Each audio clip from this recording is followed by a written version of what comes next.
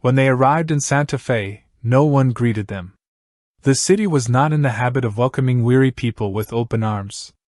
The sun was milder, as they had been told, and the air drier, but that did not mean life had become any easier.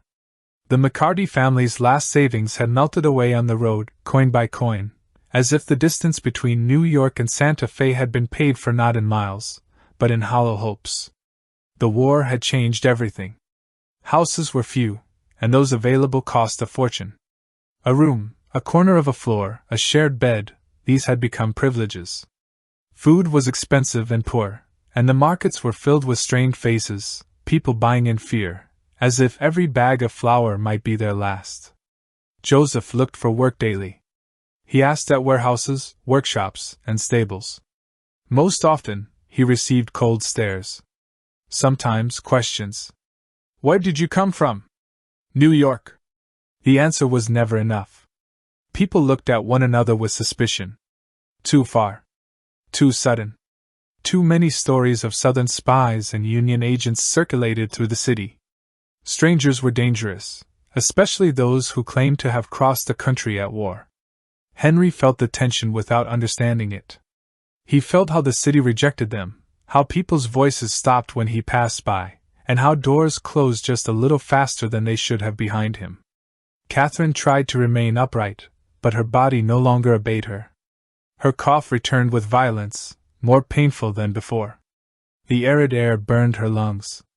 The fits came unexpectedly and left her strengthless, her hands trembling and her eyes full of fear. The transition from the filthy humidity of New York to the unforgiving dryness of New Mexico had been too abrupt. A real doctor was hard to find. Those who called themselves doctors were tired, unskilled, or drunk. Their remedies were empty promises and bottles smelling of alcohol.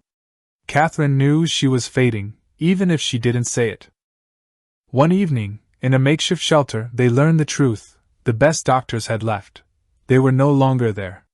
The war had drawn them east, toward Indianapolis, where field hospitals had been established. That was where the wounded from the front were treated, and where the finest physicians had gathered. There, hope still remained. Joseph was the first to understand what this meant. A new journey. More expenses. Another unknown.